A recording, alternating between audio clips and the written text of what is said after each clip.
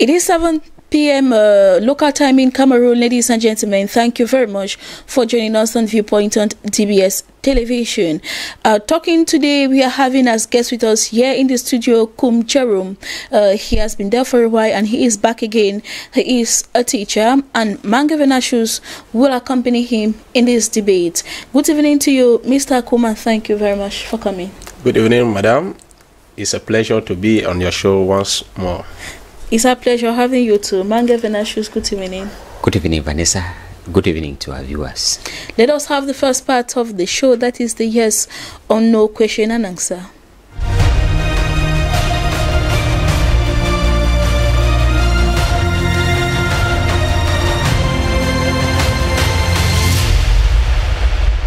Once more, welcome back. Let us take our first question.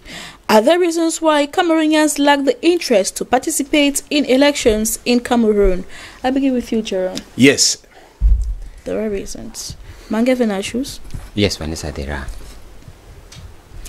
Question 2. Is there any possible reason for the high rate of insecurity in the cities of Douala and Yaoundé?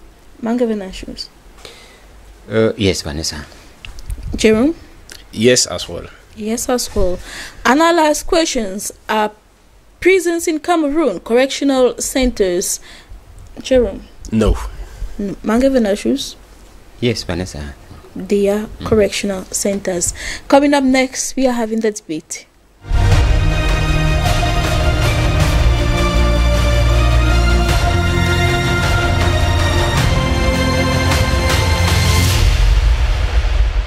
In our first question, as a reminder, are there reasons why Cameroonians lack the interest to participate in elections in Cameroon?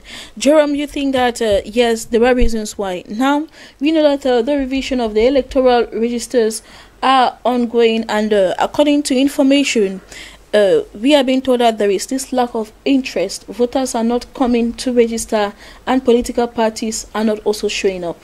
Yeah.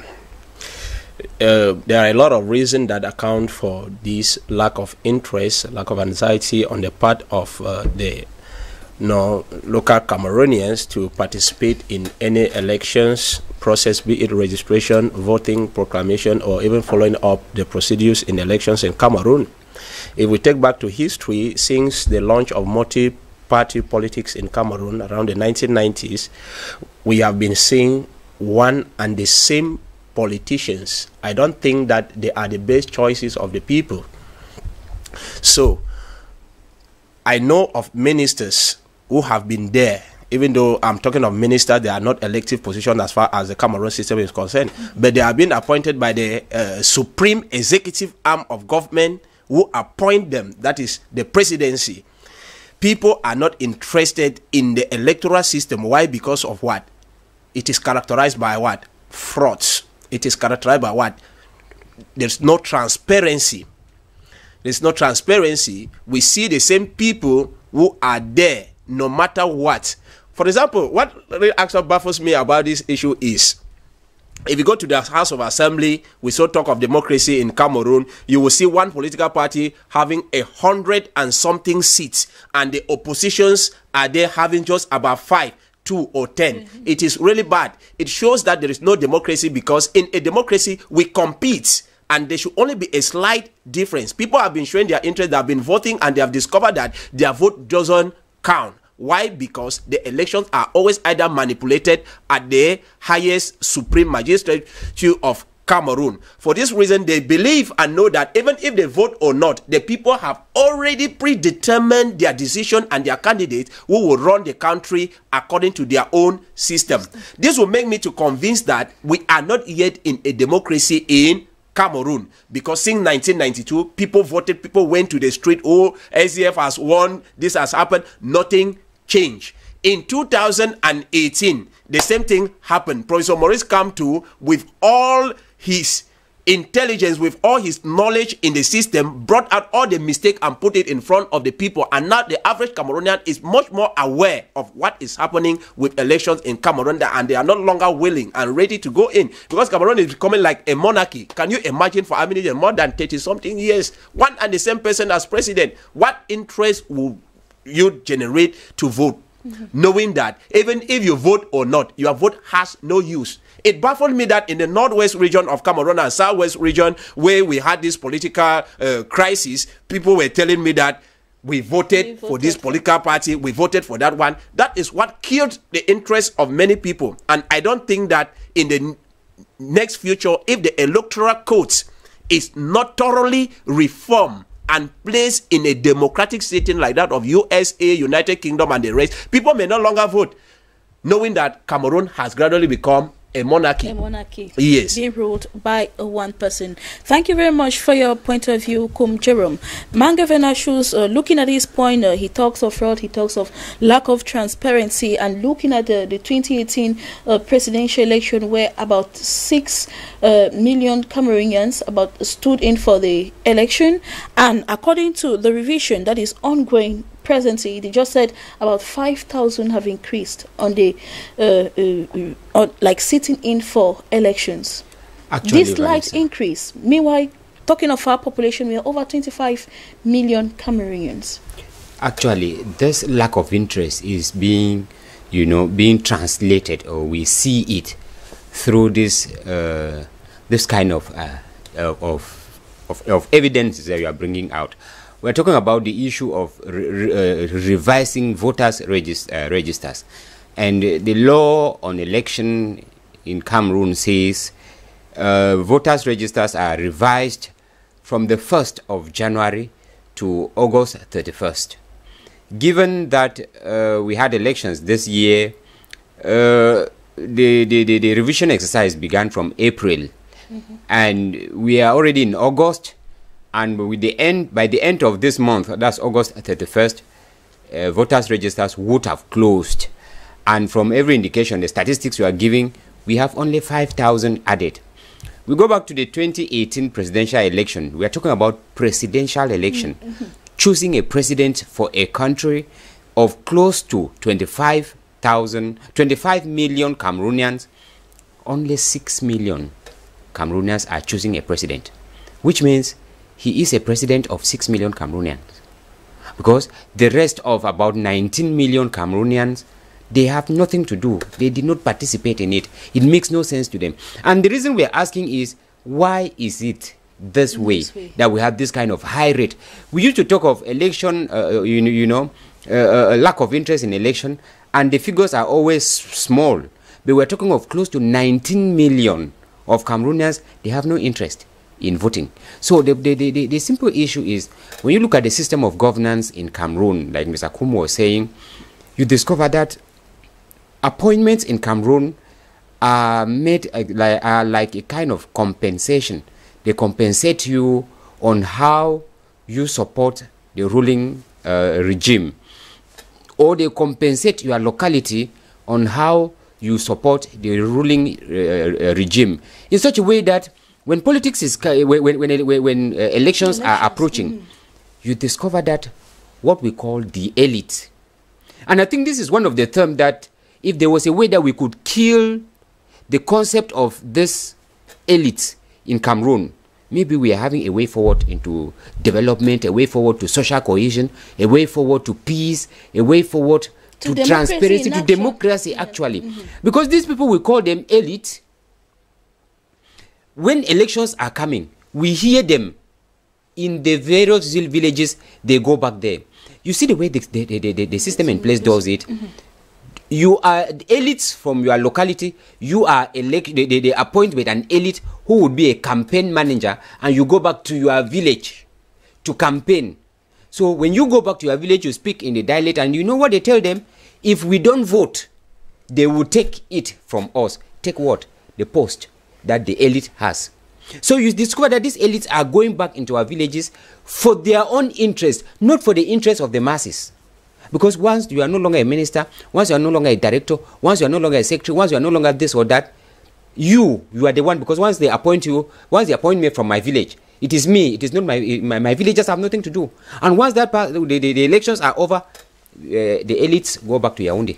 That is all about it. So the Cameroonians have come to understand that this thing, it is just the interest of this privileged class of Cameroonians we call the elite. So they would rather think that they should do their thing. Because, like he said, even if you do how, they will still win. Then there is this issue of, you know, when you look at the ruling party in Cameroon, it is becoming a party for civil servants. Because there are every indication that if you want to if you want to progress, maintain your position as a civil servant, you must be an active militant of the ruling party. Once you show your head as an opposition, either promotion doesn't come, either your advancements doesn't come. You know, one way or the other, there are you know, stumbling blocks that are placed along the line. So in order to sail through, in order to progress, in order to, you know, advance in your career, you militate in favor of the ruling party. Of course. And when people see it, it becomes like a civil servants party. That is why during elections, Vanessa, there are offices in Cameroon that are practically closed because officers are no longer on seat because they are on campaign. These are officers who are being paid with taxpayers' money to save them, but you don't see them because they are campaigning. So I think that it is high time that Cameroonians tend to understand that when we talk of election, it is only through the ballot box that we can flush out this kind of behavior. So the issue of boycotting to participate in election, I think it doesn't help the situation. It instead gives them the advantage to go on. Whereas if you take 6 million Cameroonians who voted in the president, these 6 million were made up of the ruling party and the number of opposition parties that participated. Put all the 6 million and put them into one party. 19 million and 6 million. You see that things will change in Cameroon. So I rather think that it's high time Cameroonians take their destiny in their hands, go to the various polling stations. Only going through the ballot box that they'll through be able the ballot to make box a difference. and change the situation. Because if you don't change the situation and you sit back and complain, even one person who goes and votes, that is already legal, because that is the normal standard democratic means of selecting a leader. Whereas if they went into the polls, went in for election and say no, enough is enough, I think things will change. So I rather think that Mr. Venasio, these people are actually going in for the elections. They massively went in 1992. They won the elections, but along the way, so many things happened. Those who could stand for the opposition, they were threatened.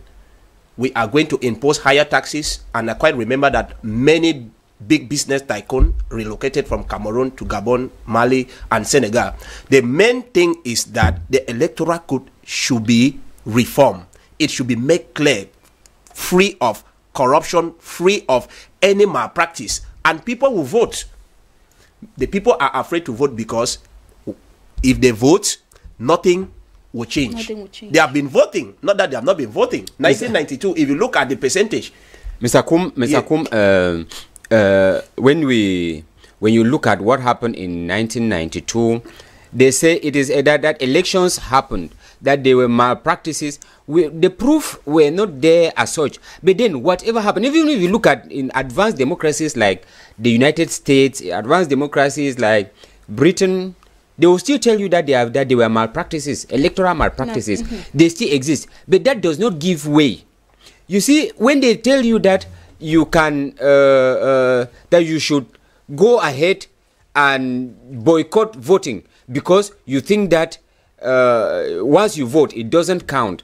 That is another way of killing the spirit of democracy. Whereas if they gave you, once you are beaten, it does not mean that once you are beaten, you don't go in for the fight. Once you are beaten, go in again, continue in the fight, and you see that you will win. Because if we just sit back and complain that we did not, they defeated us, they cheated us, we are not we are not helping the situation. So that's why I think that Cameroonians still have the chance. We are still the first week of August, and we still need to let Cameroonians know that August, they have we still have opportunity to go and register, and then your vote, your voice could change things in Cameroon. Because if we just simply said it happened, we will remain in this kind of situation. So we still have close to 3 weeks, go and register, and when elections come up, let us say that, no, this system has been doing this, and we are saying it the legal way. We are saying it the right way. And if we come out in our numbers and vote, there is no way you can tell me that 6 million will defeat 19 million. 19 million. So I think that we can, if we go through the ballot box, we will change what is happening and kill this electoral, this lack of interest in election in Cameroon. Thank you very much, gentlemen, for your point of view. Hopefully that our televiewers at this moment are grasping the message that these people are trying to pass out. And our second question, is there any possible reason for the high rate of insecurity in the cities of Douala and Yaoundé? Mr. Kum, you think that there is a reason for this? Actually, yes. There's a reason for the high rate of insecurity in the cities of Douala and Yaoundé. If you look demographically, these are the two largest cities in Cameroon that welcome, immigrants from the Central African sub-region, with aspect of urbanization like the transport system, where we have the taxi drivers and the Bensikins. We have a lot of people in these cities. If I should take the case study of Douala, you will discover that a majority of the Bensikin drivers in Douala, they are these guys from Central African Republic, Chad, and some even from Senegal. Now, how the insecurity in these areas? These are the areas of what? Economic turning point of Cameroon. So the insecurity is high. Many people believe that these two cities are areas where they can fend for themselves and find themselves out. That's why when you move around the city of Douala, you will see so many people sleeping outside and they commit a lot of crimes. Another issue is there is what we call negligence to an extent on the side of the authorities as far as this insecurity. Not even that Douala is too big. Douala is not bigger than maybe Kaduna or Lagos. Yes, but the rate of control in the various quarters is very low. I mean control in terms of what? Security, control, police, and the rest. Our police officers, they focus around the entrance of the cities, whereas they don't even do their work. They forget about what? The internal or interior security. You will see cases of what? Theft, household breakages, and other crimes.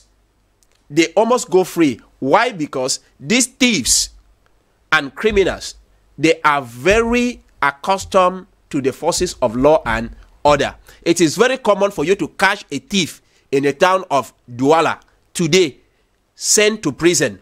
In the next few days, you will see the guy parading the street and even threatening you. That one give them what? The opportunity. Going back to some few weeks, a uniformed officer was caught in a gang of thieves. That can only happen in a metropolitan city like Douala and Yaoundé, where these people have the opportunity and the advantage to get access to these people and get their arms for their various operations.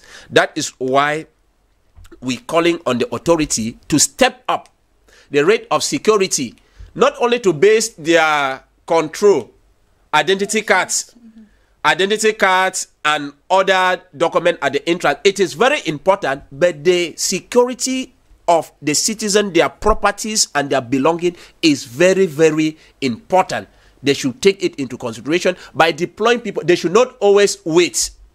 Something should happen before we react. We should not be reactive, but we should be proactive as far as security is concerned. All right, Mangavana should say, away from Mr. Kumjerum's point, what other measures or what are some of those reasons why we face the level of insecurity or high crime waves in these two cities?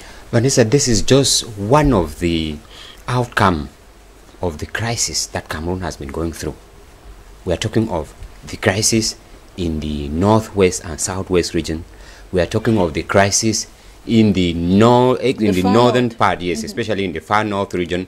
We are talking of the crisis from the Central African Republic, the incursion from the East region into Cameroon. Put together, Mr. Kum said something that these two cities are the economic hub, the attractive pole, probably in the country, that attracts people from every nook and crannies of the country. And once they come into Douala, when they come into the city of Yaoundé and Douala, there is, obviously the issue of insecurity, increases, because people who left these IDPs, that's how we call them, who left the northwest and southwest, they came to Douala. They don't have what to do. Some may not even have where to live. That is why they have to indulge in this kind of deviant act in order to survive. Because here, you can, Vanessa, I remember when you were in the village, when I live here and go back to my village, when my village was still a village, I don't mean now, when you used to go back to the village, at one point, my mother used to get angry with me because I hardly eat in the house. You have visited this neighbor, you eat there, this neighbor, you eat there, this neighbor, you eat there. Douala, that's not the case.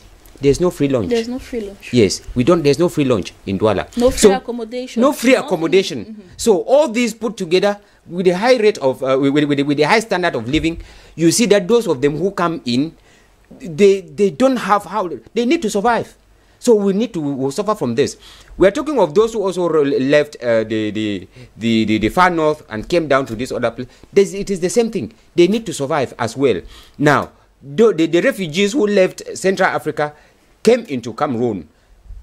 They find some of them end up here in Douala and in Yaoundé. It is the same thing. They have to survive. You see that in such a way. The other day we were discussing about the fate or the future of these IDPs, and somebody was telling me that you need to go to Bonapiri and you see the rate of prostitution that is already in Bonapiri, because you find young girls who are coming in from Bamenda, from Boya, they don't have where to live. Coming from, when I say Boya, southwest and northwest, they don't have where to live. It's just suffice that a man proposes to them where to give them a shelter for the night. That is all. They are gone. And when you look at it, if women are doing that, what about the boys? They indulge into pickpockets. They indulge into stealing, in all this kind of petty theft.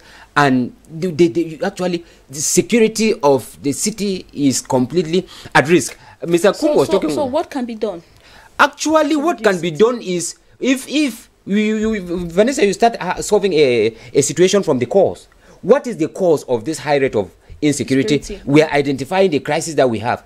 The crisis in the northwest and southwest region, if it is solved, you will see that most of these IDPs who are here in Douala, they will go back to their regions. Because some are here, not because they want to live in Douala or in Yaoundé. They are here because of the conditions. They just want to survive.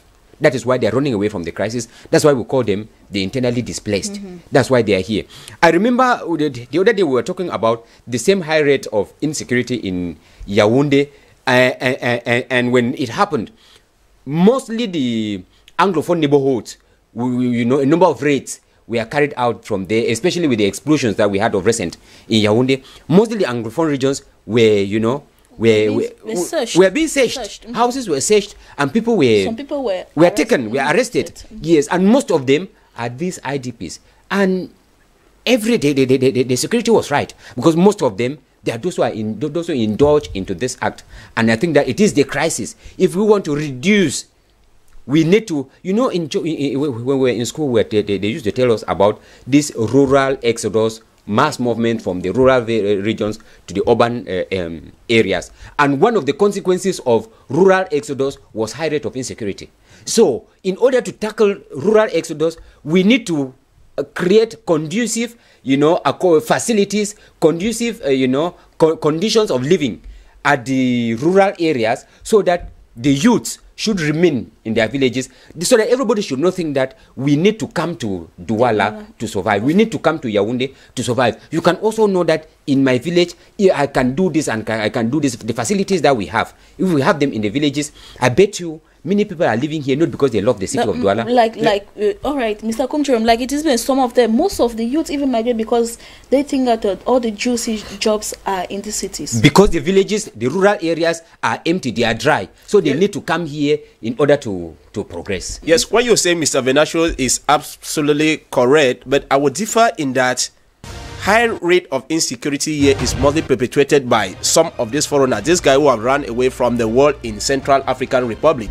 Like in the quarter where I live, if there are 10 insecurity aspects, that is 10 acts of malpractice, you know that 8 is from this, we call them these black guys. We call them Kasang, and we confront them. That is, we confuse them with our brothers of the north. You will bear with me that most of these hoodlums crimes are committed by these so-called guys. And then, as you have said, when we used to have WADA, Womb Area Development Authority, no, my father never used to come here. We will do everything there to pay the school fees. We have the UN VDA. Yes. Upper Known Valley Development Authority. Yes. And then there was decentralization and regional. Medino. Yes, Medino. Now everything, all the industries, they are all located here. And that is pulling everybody to come here and believe that this is the only area where they can fend and survive. So the government should send industries to this royal area. In Womb Area Development Authority, they were doing what? Agricultural activities who were suitable for the rural environment. They could produce maize, carrot, they could produce so many other things that were useful in the industrial sector for transformation. So they should equally send these industries in these areas, so much so that they should discourage the royal exodus as much as possible.